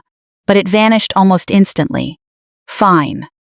Linda stood up straight, wiping away her tears, her voice turned glacier cold. You all want to believe I'm the villain. Fine. But I am not going down alone. She turned on me, her eyes venomous. You're going to regret this, George. I'll make sure everyone knows exactly who you really are. Your precious career, your spotless reputation. I know about the Morrison account, Emily. I know what you almost pulled, and I have the emails to prove it. She grabbed Lily by the wrist. Let's go, Lily protested, but Linda's grip was like an iron clamp. The door slammed shut behind them with a heavy, echoing thud. George. Linda's threat hung in the air like poison gas. The Morrison account. My only real vulnerability. It was a mistake I had confessed to her years ago during a moment of profound weakness, trusting her simply because she was my sister, and now, she claimed she had emails. Whether fabricated or doctored didn't matter. In the hands of someone with an agenda, public perception always beats the truth. George. This war had just escalated to the nuclear level.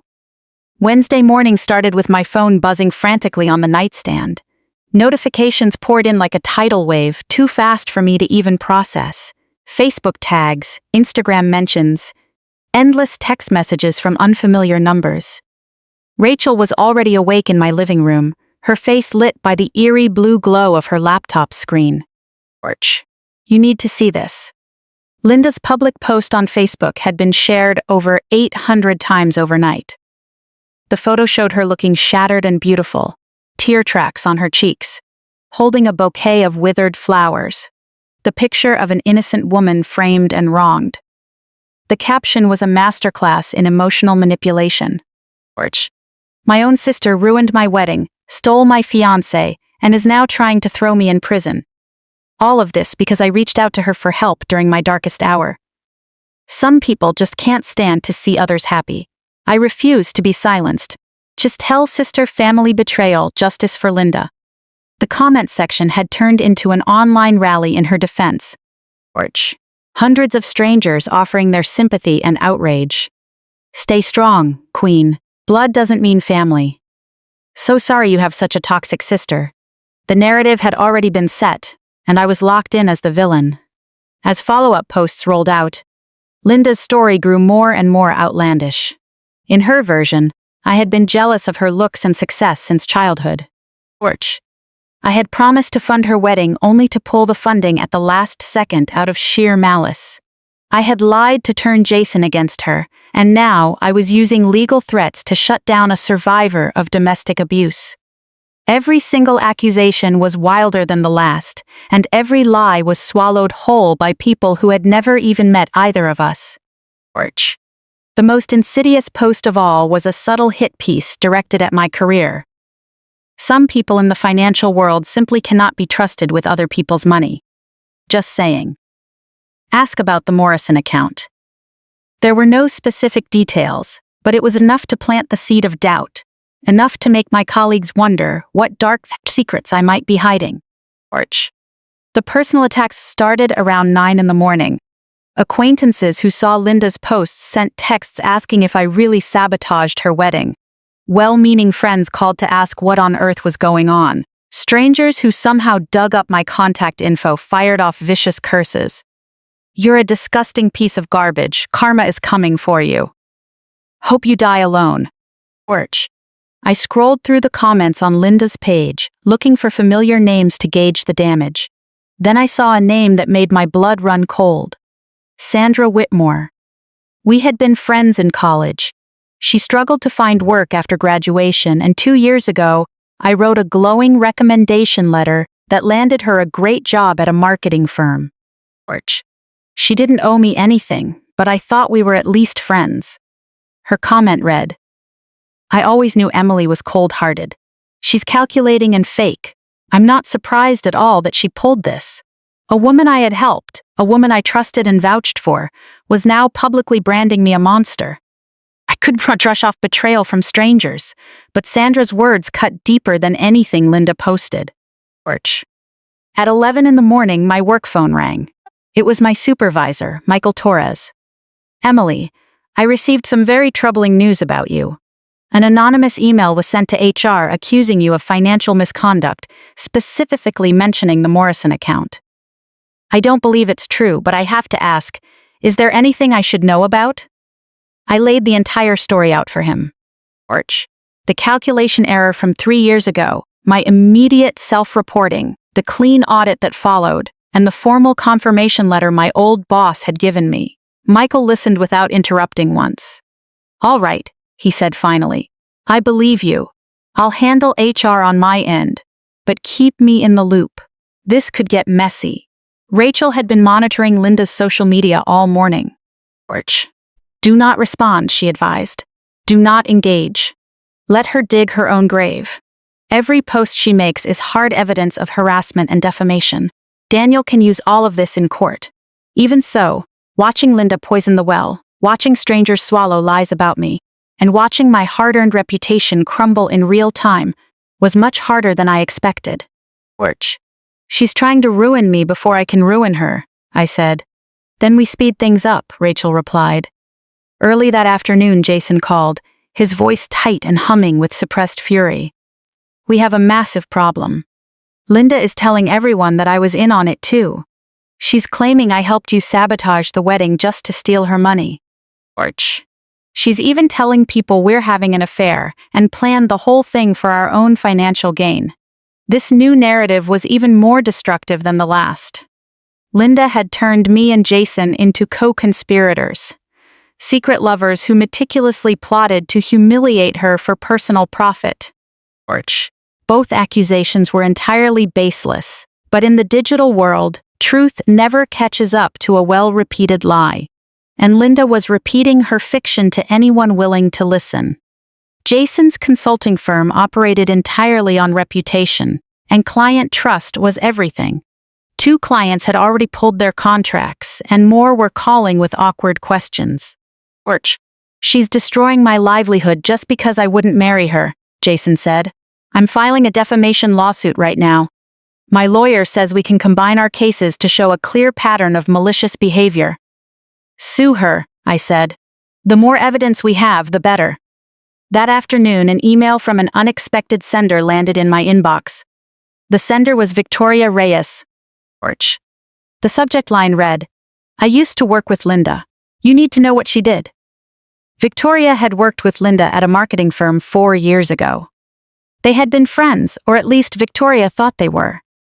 I trusted her, she wrote in the email. Linda had access to her desk, her purse, her passwords. Over the span of 3 months, $3,000 vanished from Victoria's checking account. When Victoria confronted Linda, the familiar script played out. Tears, apologies, promises to pay back every cent. Linda claimed she was backed into a corner, going through a difficult divorce, and had a child to support. Sympathetic and exhausted, Victoria agreed to settle it privately. No police involvement, just a signed repayment agreement. She never paid a single dollar back, Victoria wrote, not one. When I threatened legal action, she turned the tables and accused me of workplace harassment, claiming I was targeting her because she was a single mother. I dropped it. I was too tired to fight and just wanted it to end. Victoria had kept all the receipts. The settlement agreement, bank statements, and screenshots of text messages where Linda admitted to borrowing the money. I've been following your case, she wrote. I saw her posts. She did the exact same thing to me. Exactly the same. I can testify in court. I have the documentation. I've been waiting years for someone to step up and stop her. That evening, Daniel Reeves reviewed Victoria's evidence. We have 4 victims now, he said, spreading the documents across the conference table. You, Marcus, Jason, and Victoria. Every single one of them has written proof, and every single one of them experienced the exact same playbook. He looked at me, a glimmer of satisfaction in his eyes. This isn't just theft anymore. This is serial financial abuse. When the patterns were laid out on paper, their destructive nature became crystal clear. Step 1. Build trust through emotional connection. Step 2. Gain financial access through shared accounts, authorized user stats, or physical proximity. Step 3. Drain funds either gradually or all at once. Step 4. When caught, cry, accuse, and threaten retaliation. Step 5. Rewrite history to cast yourself as the victim. Step 6. Find a new target and repeat. The district attorney is going to love this case, Daniel said. Multiple victims, documented patterns, clear intent. Add in her social media harassment, and she's basically building her own jail cell. Every single post, every lie, every accusation is ironclad evidence. Just past 6 in the evening, Daniel's phone rang. He spoke briefly, then turned to me. That was opposing counsel, Patricia Hawkins. She represents your sister and wants to discuss a settlement. Linda's proposal was entirely predictable.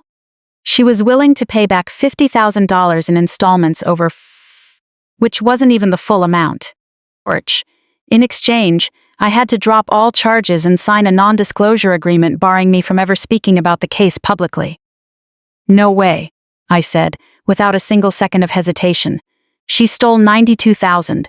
She wants to pay back $50,000 over 5 years, and after spending a week trashing me online, she wants me to sign a gag order?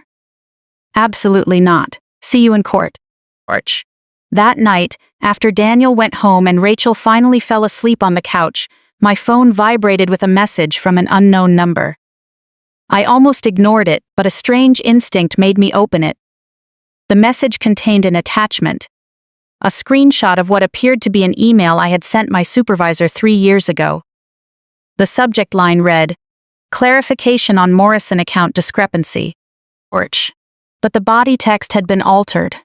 Words had been added, twisting the context completely. The email made it look like I had tried to cover up a major mistake rather than self-reporting it immediately. Beneath the screenshot was a single line of text. "Drop the charges, or this email goes to everyone at your company and lands on the desks of local news outlets. You have 48 hours. It was signed with a simple letter L. I stared at the screen. The email was fake. I knew it was fake. But the people receiving it wouldn't know that right away. And in the time it took to prove it was doctored, my career could be thoroughly destroyed. Rachel appeared in the doorway. "What's wrong?" I turned the phone to show her. "She's done negotiating," I said. She wants mutually assured destruction." Monday morning, the stone facade of the Mecklenburg County Courthouse loomed solemn and gray beneath an overcast sky. At 8:15 a.m., I arrived alongside Daniel and Rachel. Media vans clustered outside the courthouse steps. The story of a sister stealing her siblings' life savings had become a sensational local headline. Camera shutters clicked and flashed as we walked up the stone steps. I kept my eyes straight ahead, face blank, even though my heart hammered wildly against my ribs. Daniel had met with Linda's lawyer at 7 in the morning to discuss the proposed plea deal. Now, standing in the hallway outside the courtroom, he turned to me with a grim expression. "She's not taking the plea. She changed her mind this morning. We are going to trial. She claims she has new evidence that proves her innocence." I wasn't even surprised, disappointed but not surprised. Linda always had a backup plan. What kind of evidence? Daniel shook his head. "Her lawyer wouldn't say, but it doesn't matter. The evidence we have is overwhelming. Whatever she's planning, it isn't going to work." "Then let's finish this once and for all," I said. Courtroom 4B was smaller than I pictured. Wood-paneled walls, high ceilings, and an American flag hanging behind the judge's bench. The gallery was already packed with reporters holding notebooks, curious onlookers drawn in by the headlines, and a few familiar faces. Rachel took a seat in the front row of the prosecution section. Jason Miller sat nearby, ready to take the stand. Marcus Webb was there too, finally stepping into a moment of vindication 3 years after being labeled a liar.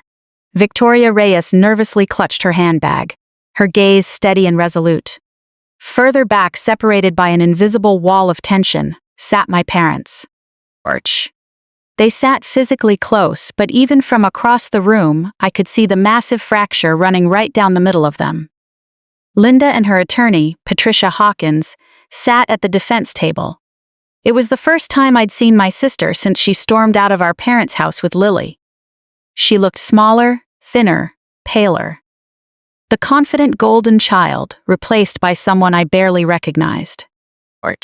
Yet she was still meticulously groomed, wearing a soft pink blouse and modest jewelry, projecting the picture of a wronged victim.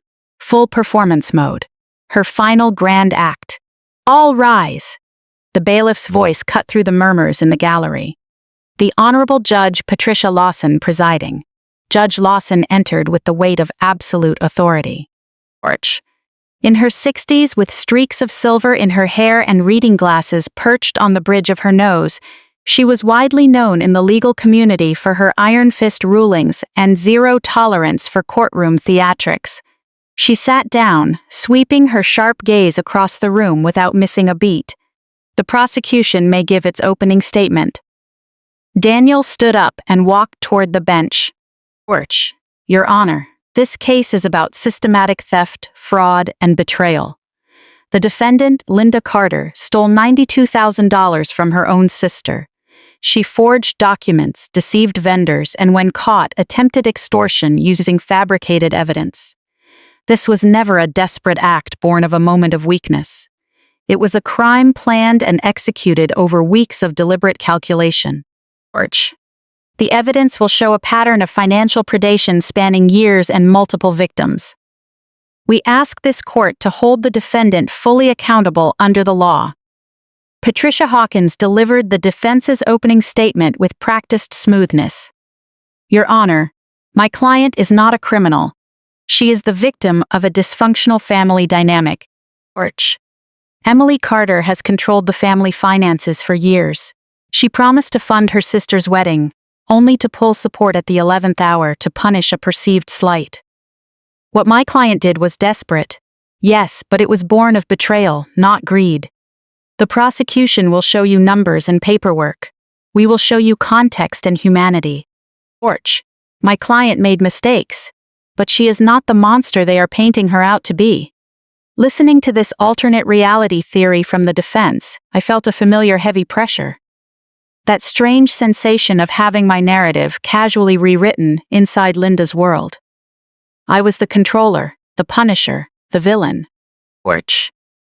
It was the exact same script she had spun about Marcus and everyone else who tried to hold her accountable.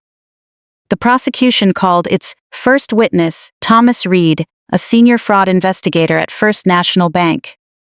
He took the stand carrying a thick stack of documents. He walked the court through the transaction logs. 3 withdrawals over a single week, $30,000, $35,000, $27,000. All unauthorized, all tracked directly to accounts bearing Linda's name. We also reviewed access logs, Reed continued. In the month leading up to the successful breach, the defendant attempted to access Ms. Emily Carter's savings account 5 separate times. The first 4 attempts failed, until the final one succeeded. This wasn't an impulse action. It was a systematic test of security measures. Patricia Hawkins stepped up for cross-examination. Wasn't Linda Carter listed as an authorized user on that account? Reed nodded. She was authorized for emergencies, with verbal restrictions in place. She was never authorized to drain the account dry.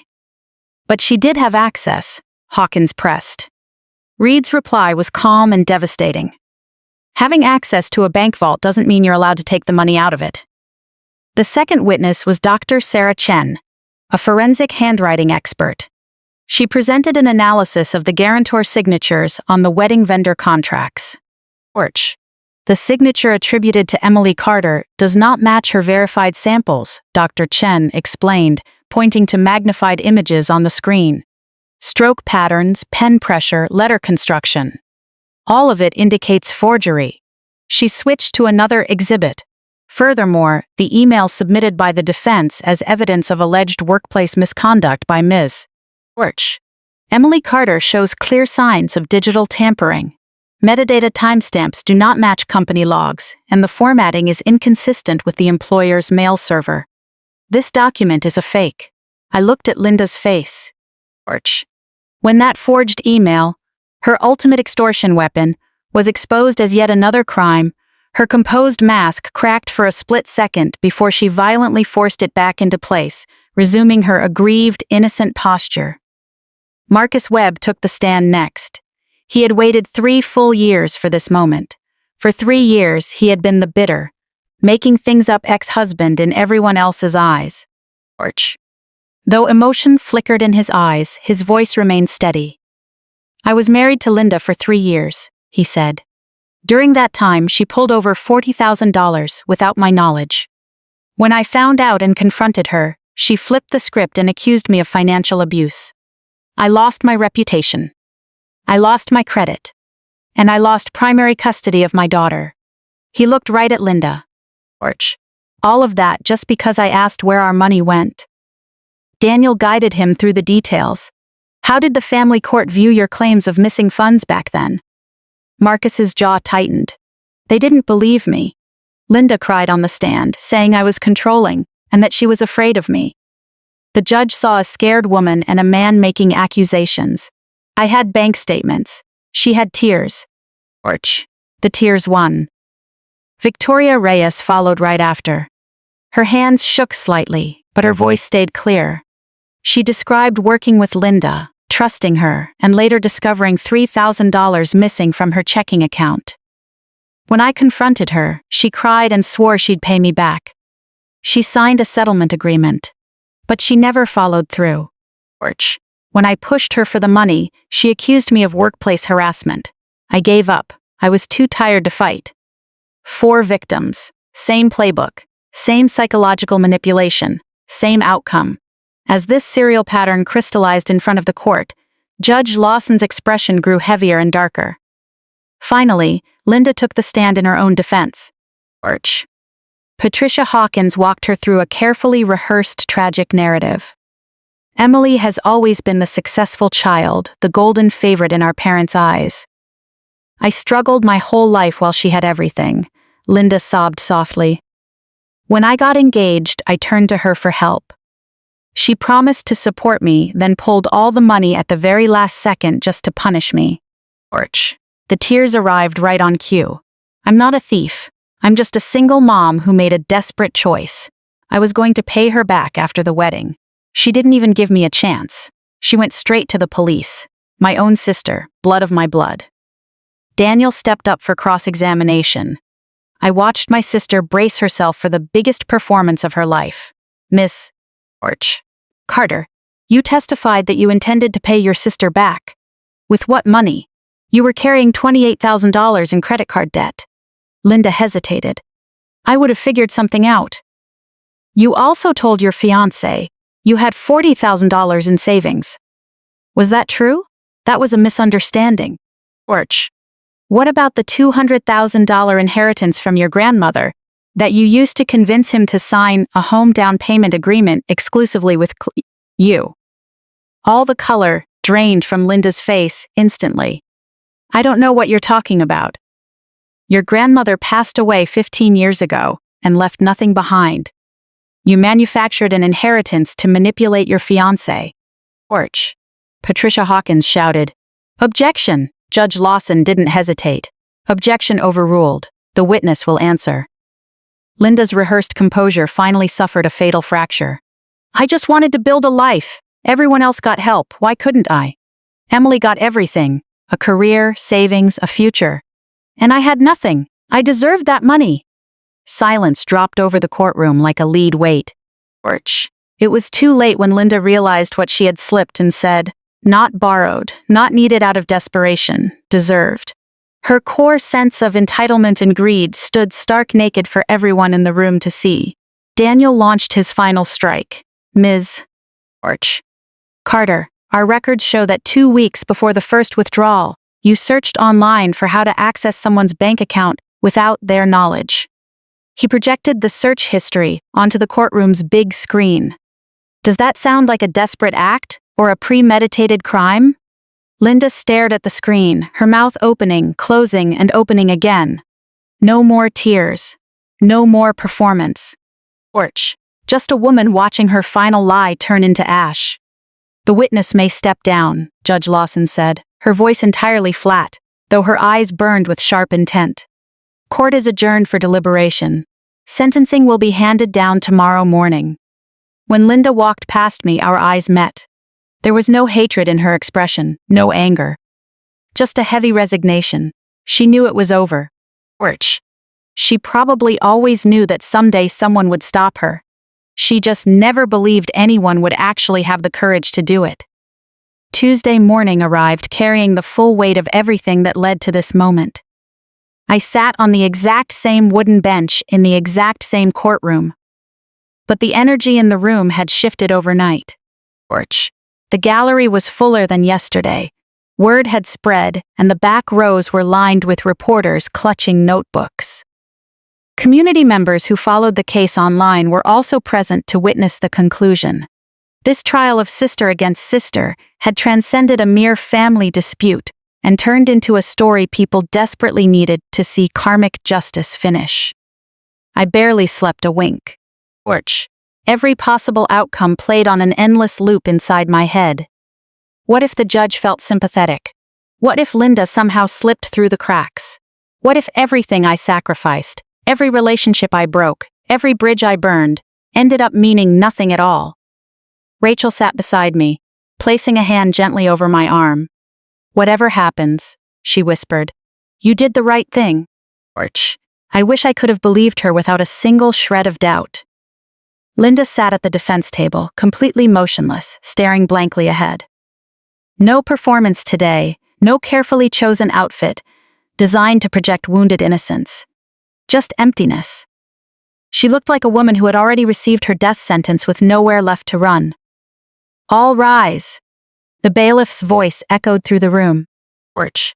Judge Patricia Lawson walked in with the exact same authority as the day before, carrying a single folder. Her face betrayed no emotion whatsoever. "Please be seated. I am ready to read my verdict." The entire courtroom held its breath. This court has reviewed all evidence, testimony, and documentation submitted in this matter.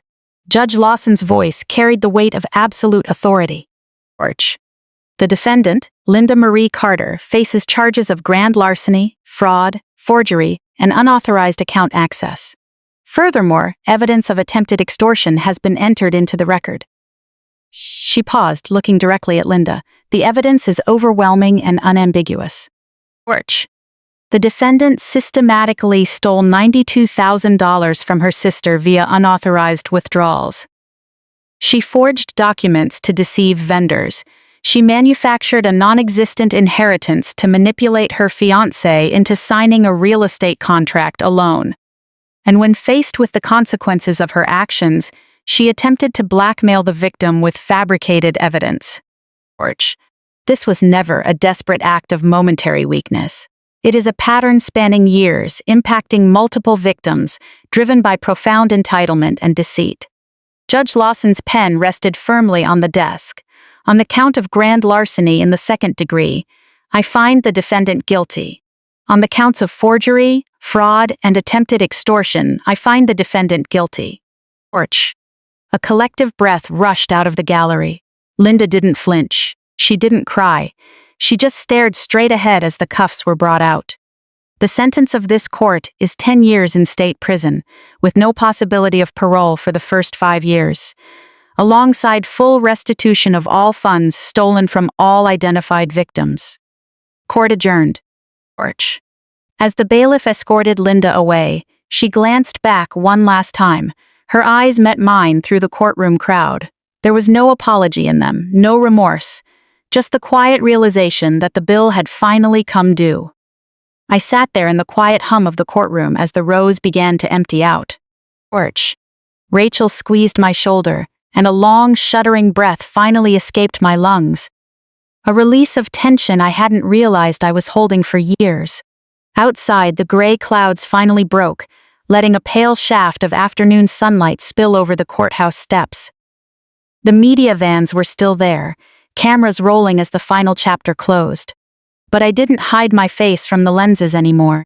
I walked down those stone steps with my head held high, stepping out into a future no longer defined by someone else's lies, ready to start over with clean hands and a quiet mind. Another pause stretched out, the silence in the courtroom, so heavy you could hear people breathing. On the count of grand larceny, I find the defendant guilty. On the count of fraud, guilty. Porch. On the count of forgery, guilty. On the count of unauthorized account access, guilty. On the count of attempted extortion, guilty. Every single word fell like a sledgehammer. I watched Linda flinch violently with each guilty verdict, all 5 times. Her shoulders collapsed entirely, her head drooping forward until her hair fell across her face like a shield. Porch. A stifled sob escaped her throat, a raw, broken sound. It wasn't the theatrical crying she had weaponized so many times in the past. This was the sound of a human being watching her entire world cave in. Patricia Hawkins was on her feet instantly. Your Honor, we ask for leniency. My client is a single mother raising a young daughter who depends on her. Porch. She has no prior record. This is her first offense. We ask the court to consider probation and community service instead of prison time. The deepest lesson I learned is this: love without respect is worthless. A family without moral boundaries is nothing more than shared DNA. And sometimes, the most painful choice is the right one. I didn't destroy my sister's life. She destroyed it herself. Porch. I simply refuse to let her drag me down into the abyss with her. If you're listening to this story, maybe you see a bit of yourself in it. Maybe there's someone in your life just like that. Porch. Someone who takes and takes and takes. Someone who makes you feel guilty whenever you set a boundary. Someone who calls your self-preservation selfish. Someone who twists every single argument so that it's always your fault. You do not owe them your inner peace. You do not owe anyone unconditional sacrifice. Protecting yourself isn't selfish, it's survival. Porch. And sometimes, survival is the most loving thing you can do for yourself and everyone who truly cares about you. If someone you loved betrayed you this way, what would you do? Would you have the strength to choose justice over guilt? Would you have the courage to choose to save yourself? Thank you for listening to this story with me. Living through it wasn't easy, and telling it wasn't either. Porch. But if even one person hears this and recognizes their own struggle, if even one person finds the courage to set boundaries, protect themselves, and say enough is enough, then every painful moment I went through was worth it. I'd love to hear your thoughts. Leave a comment telling me your story, or simply let me know which city you're listening from. It helps me see how far these stories travel. Porch. If this resonated with you, hit subscribe. We have many more stories to tell, lessons to share, and journeys to walk together. Until next time, please always remember this. You deserve respect. You have every right to set boundaries. No one, not even family, has the right to steal your peace of mind. I'm Emily, and this was my story.